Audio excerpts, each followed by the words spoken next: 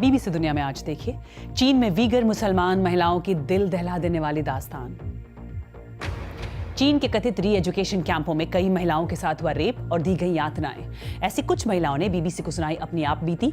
BBC की report के बाद अमेरिका और ब्रिटेन की सरकारों ने की निंदा। स्वागत है आपका बीबीसी दुनिया में। मैं हूं सारिका सिंह। वीगर कैंपों में महिलाओं के साथ होने वाले बर्ताव पर बीबीसी की एक्सक्लूसिव रिपोर्ट होगी आज कवर स्टोरी में। लेकिन पहले हेडलाइंस। तख्ता पलट के बाद म्यांमार के सैन्य शासकों ने अब फेसबुक पर लगाई पाबंदी। देश में कईयों के लिए ऑनलाइन इंफॉर्मेशन का एकमात्र जरिया है फेसबुक। वहीं संयुक्त राष्ट्र महासचिव ने दुनिया से की म्यांमार के तख्ता पलट को नाकाम करने की अपील। गाजीपुर बॉर्डर पर किसानों से मिलने पहुंचे 10 दलों के सांसदों को पुलिस ने रोका। 26 जनवरी को ट्रैक्टर रैली में मारे गए नवरीत सिंह के परिवार से मिलने रामपुर पहुंची प्रियंका गांधी।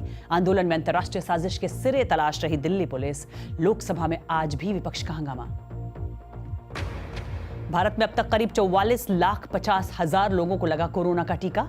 उत्तर कोरिया को कोवैक्स मुहिम के तहत मिलेगी कोरोना टीके की 20 लाख डोज। जर्मनी में एथिक्स काउंसिल की अपील, कोरोना से जुड़ी पाबंदियों को बरकरार रखे सरकार। इनमें से कुछ अहम खबरों की चर्चा आज बीबीसी दुनिया में।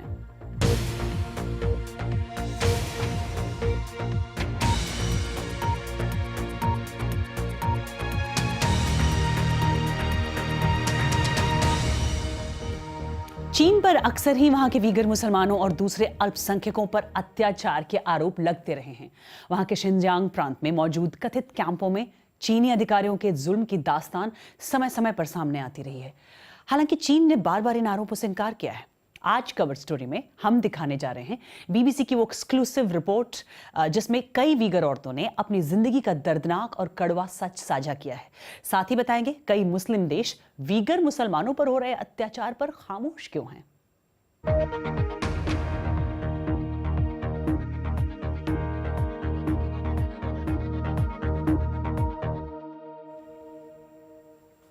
चीन में वीगर मुसलमानों के लिए बनाए गए कथित री एजुकेशन कैंपों में महिलाओं के साथ योजनाबद्ध तरीके से रेप किया जा रहा है और उन्हें भीषण यातनाएं दी जा रही हैं। ये बात खुद वहां रह चुकी महिलाओं ने बीबीसी को बताई है। स्वतंत्र आंकड़ों के मुताबिक वहां के कैंपों में करीब 10 लाख से ज्यादा महिलाएं और पुरुष रहते हैं। चीन का दावा है कि यह शिक्षण केंद्र है और यहाँ वीगर और दूसरे मुसलमान अल्पसंख्यकों को इसलिए रखा गया है ताकि वो चरमपंथी विचारधारा से दूर रहें।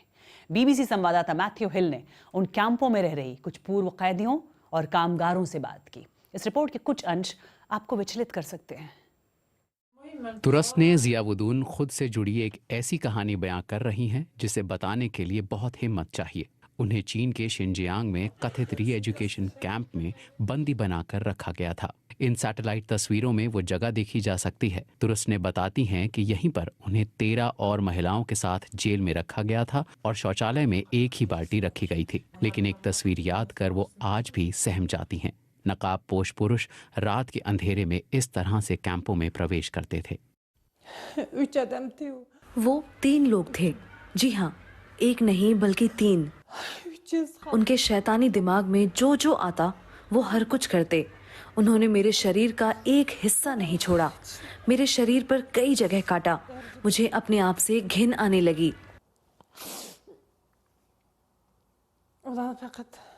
उन्होंने केवल बलात्कार ही नहीं किया बल्कि बेदर्दी से मेरे पूरे शरीर पर अपने दांत गड़ाए।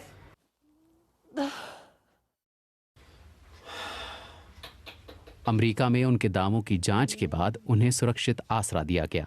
उन्होंने अब अपनी पहचान छिपाने से इनकार कर दिया है और अब खुलकर अपने ऊपर हुए जुल्मों के बारे में बताती हैं। उनके पास एक बिजली की छड़ जैसी चीज थी। मुझे नहीं मालूम वो क्या था, लेकिन वे उसे मेरे प्राइवेट पार्ट्स में डालते थे और मुझे बिजली के झटके देते थे। एक अनुमान के मुताबिक इन कैंपों में 10 लाख से ज्यादा वीगर और अन्य मुसलमान कैद हैं। पहले कभी न प्रसारित की गई इन तस्वीरों को गुप्त रूप से एक निर्माणाधीन कैंप से फिल्माया गया है और फिर एक मैगजीन ने इन्हें छापा जो धार्मिक स्वतंत्रता की वकालत करती है। हमने एक पूर्व सुरक्षा गार्ड का इंटरव्यू किया और उनके चीनी पुलिस दस्तावेज देखे। बीबीसी से बात करना उनके लिए इतना खतरनाक था कि हमें उनकी बातचीत का नाट्य रूपांतरण करना पड़ा। जिन्हें अंदर ले जाया गया उन्हें जेल में बंद रखा गया, जहां 8 से 16 कैदी थे। उन पर हर वक्त कैमरे की निगरानी थी। वहां शी जिनपिंग पर लिखी किताबें थीं। उन्हें वो किताबें पढ़कर चीनी भाषा में याद करने को कहा गया, और अगर वो ऐसा नहीं कर पाते तो सजा के तौर पर उन्हें बहुत यातनाएं दी जाती थीं। कई पूर्व कैदी भागकर इस्तांबुल चले गए। कुछ लोग बताते हैं कि उन्हें कहा जाता था कि या तो वो सजा भुगतें या खुद इन अपराधों का हिस्सा बने। मैंने 6 महीने महिलाओं के लिए सफाई कर्मी का काम किया। चीनी पुरुष उन महिला कैदियों में से सबसे युवा और सुंदर महिलाओं को पेश करने के लिए पैसे देते थे। ये पहली बार है जब गुलजिरा ने किसी से बात की और बताया कि उनसे किस हद तक जबरन ये काम करवाया जाता था। मेरा काम था कि उनके सारे कपड़े उतारूं और उन्हें बिस्तर पर हथकड़ी से बांध दूं ताकि वो भाग न सकें। हम ये नहीं कह सकते कि ये बलात्कार कैंप के कमांडरों या उच्च अधिकारियों की रजामंदी से होता था, लेकिन जिन महिलाओं से उनकी आप बीती मैंने सुनी, उन सब ने सार्वजनिक रूप से गैंगरेप और समान यातनाओं की बात कही। वीगर मुसलमानों के अधिकार के लिए काम करने वाले संगठन ने बताया कि उनकी सच्ची कहानी सामने आने में बहुत वक्त लग जाता है। कैंप से बचकर निकले लोगों ने भयानक यातनाओं के बारे में बताया, जिसमें ज्यादातर यौन शोषण शामिल था। भले ही उनके बारे में कम बात होती हो, उन्हें याद करना बहुत कठिन है और महिलाएं अपने परिवार की इज्जत की खातिर सामने नहीं आती। The Chinese government said in a statement that the Xinjiang camps offered vocational. चीनी सरकार ने एक बयान में कहा कि शिनजियांग के ये कैंप आतंकवाद से निपटने के लिए व्यावसायिक और शैक्षणिक प्रशिक्षण देते हैं।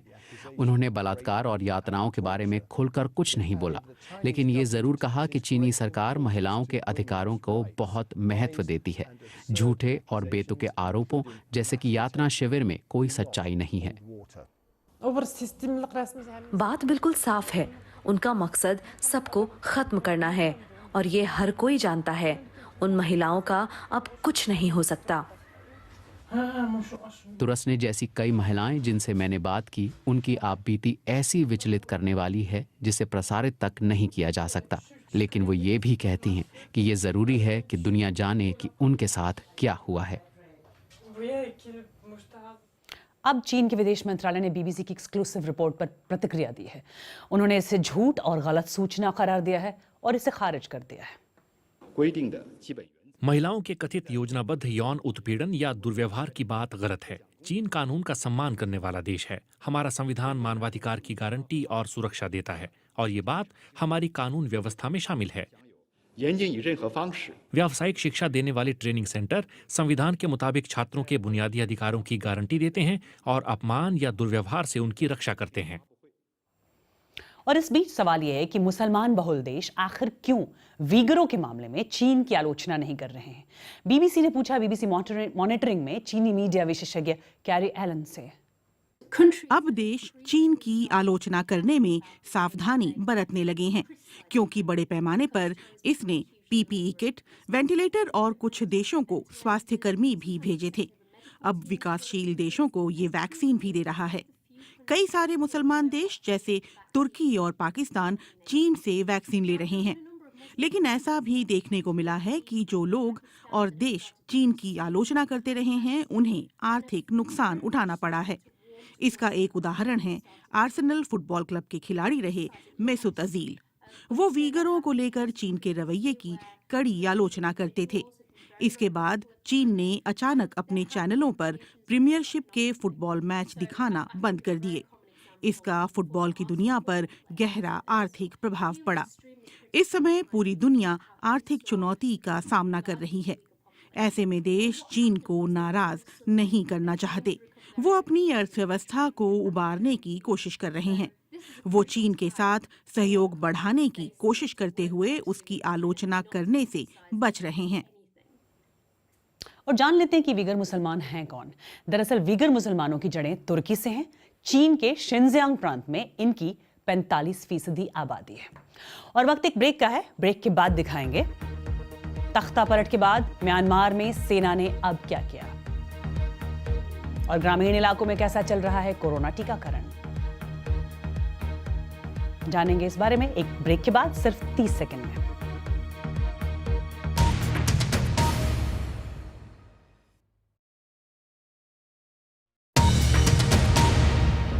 आप देख रहे हैं बीबीसी दुनिया, मैं हूं सारिका सिंह। और अब बात म्यांमार की। सेना ने पहले वहां तख्ता पलट करके आंग सान सूची को सत्ता से हटाया, फिर उन्हें हिरासत में लेकर उन पर मुकदमे दर्ज किए और अब पूरे देश में फेसबुक को ब्लॉक कर दिया गया है। म्यांमार में कुछ लोगों के लिए इंटरनेट का मतलब ही फेसबुक है, मगर सैन्य प्रशासन का कहना है कि इसे देश में स्थिरता के लिए बंद किया गया है। म्यांमार की 5 करोड़ 30 लाख में से लगभग आधी आबादी फेसबुक का इस्तेमाल करती है। दरअसल म्यांमार में तख्ता पलट का विरोध करने वाले लोग फेसबुक पेज बनाकर एक साथ आए थे। सैन्य तख्ता पलट का विरोध करने वालों में युवाओं की संख्या ज्यादा है और वो ऑनलाइन एकजुट हुए हैं। हालांकि माना जा रहा है कि लोग वीपीएन के जरिए अभी भी फेसबुक इस्तेमाल कर पा रहे हैं। और अब बात भारत के टीकाकरण अभियान की। अब तक लगभग 44,50,000 लोगों को कोरोना का टीका यहां लग चुका है, लेकिन कई लोग अब भी वैक्सीन लगवाने में झिझक रहे हैं। महाराष्ट्र, जो कोरोना से सबसे प्रभावित राज्यों में से एक है, वहां तो कुछ स्वास्थ्यकर्मी भी वैक्सीन के लिए आगे नहीं आ रहे, लेकिन कुछ स्वास्थ्यकर्मी लोगों को जागरूक भी कर रहे हैं। बीबीसी संवाददाता मयंक भागवत ने सतारा जिले के कुछ ग्रामीण इलाकों में जाकर देखा कि वहां टीकाकरण कैसे चल रहा है। दुनिया की सबसे बड़ी वैक्सीनेशन मुहिम की कामयाबी इन महिलाओं के कंधों पर टिकी है। ये महिलाएं ग्रामीण इलाकों में काम करने वाली स्वास्थ्य सेविकाएं हैं, जिनके जिम्मे हैं घर घर जाकर लोगों में वैक्सीन के बारे में विश्वास जगाना। मंगला इन्हीं में से एक है। वो जानती है उन्हें लोगों तक वैक्सीन से जुड़ी सही जानकारी पहुंचानी है, इसलिए पहले खुद टीका लगवाकर वो शुरुआत कर रही है।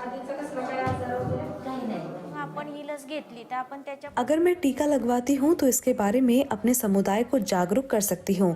उन्हें मुझ पर विश्वास है।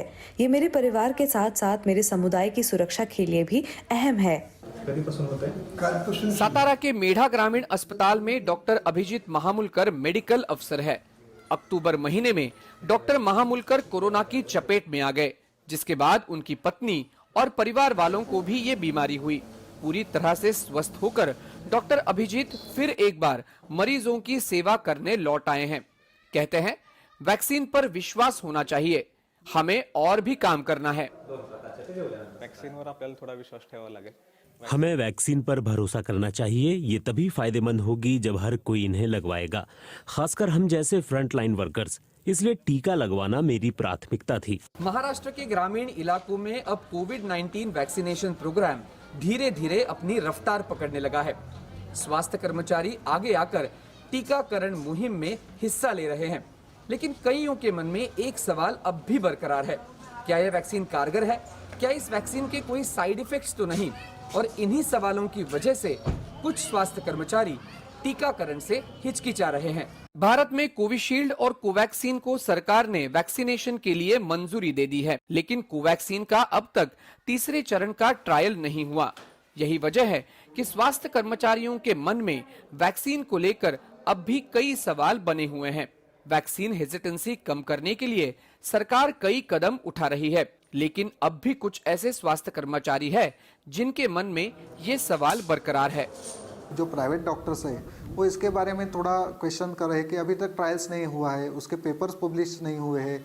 जो आप ये जो सवाल उनके रहते हैं, तो उनके लिए ये देखना चाहते हैं कि कुछ होने वाला है या नहीं, तो वो वेट एंड वॉच की पॉलिसी है कि, लेकिन अभी उन्होंने भी देख लिया है, वो भी खुद महसूस कर रहे हैं कि ये जो 5,000 लोगों ने तो लिया है उनका कोई साइड इफेक्ट्स नहीं है, तो उनका भी कॉन्फिडेंस आया है और अभी वो इनका नाम जो लिस्ट में ऐड करने के लिए अभी बोल रहे हैं।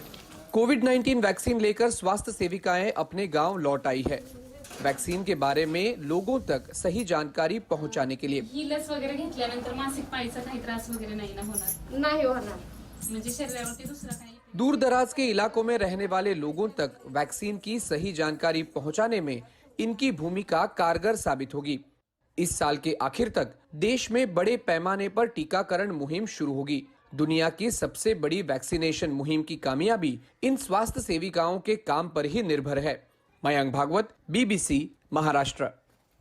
और एक ब्रेक के बाद दिखाएंगे लॉकडाउन के दौरान कैसे परवान चढ़ा स्केटिंग का जुनून। देखेंगे एक ब्रेक के बाद।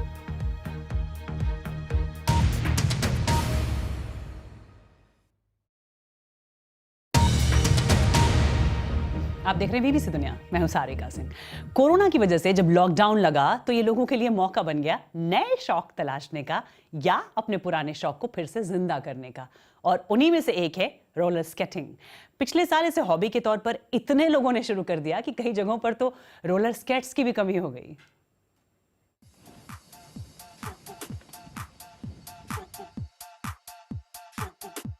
बिल्कुल नए शौक से लेकर इसे करियर बनाने तक का सफर। ब्रिटेन में हाल ही में डॉक्टर बनी केल्सी लवडे बताती हैं कि कैसे हर दिन नई चुनौतियों के साथ साथ स्केटिंग का नया शौक उन्हें खुशी भी देता है। ये एक ऐसी हॉबी है जो मुझे बेहद खुशी देती है। इसमें झूमना और नाचना मुझे अच्छा लगता है।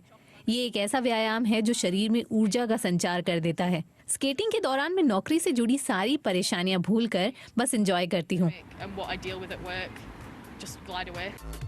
हाल के महीनों में गूगल पर रोलर स्केटिंग नाम से सर्च लगभग 2 गुनी हो गई है और इसका सारा श्रेय बर्लिन की वायरल स्केटर ओमी जनता को जाता है।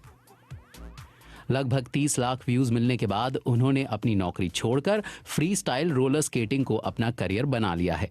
जब आप स्केटिंग करते हैं तो ना आप काम के बारे में सोचते हैं, न पैसे या कोई और परेशानी याद आती है। उस वक्त केवल आप और आपकी स्केटिंग होती है, मजा आ जाता है। और ये केवल युवाओं के लिए नहीं है। मेल ब्लैकवुड इंग्लैंड के लीड्स में एक छोटा बिजनेस चलाती हैं, लेकिन अब किचन से ही स्केटिंग क्लास देना उनका नया काम है।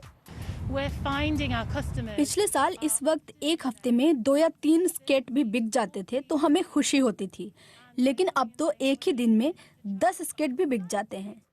स्केट के कुछ बड़े ब्रांड से अगर आपको खरीदारी करनी है तो आपको लंबी वेटिंग लिस्ट से गुजरना पड़ेगा। पिछले कुछ महीनों में खुद को आजादी का एहसास दिलाने के लिए लोगों को स्केटिंग बहुत पसंद आ रही है। और एक शख्स को नई जिंदगी मिली डबल ट्रांसप्लांट के जरिए। 22 साल के जो डेमियो एक एक्सीडेंट के बाद आग में 80% तक झुलस गए थे, पर डॉक्टरों ने उनके हाथों और चेहरे का ट्रांसप्लांट कर एक नई जिंदगी और एक नई पहचान दी। और ठंड और महामारी से जूझते अमेरिका में कुछ लोग बुजुर्गों की मदद के लिए आगे आए हैं। न्यूयॉर्क में बुजुर्गों के घर खाना पहुंचाती है ये संस्था। इनमें से ज्यादातर बुजुर्ग अकेले रहते हैं।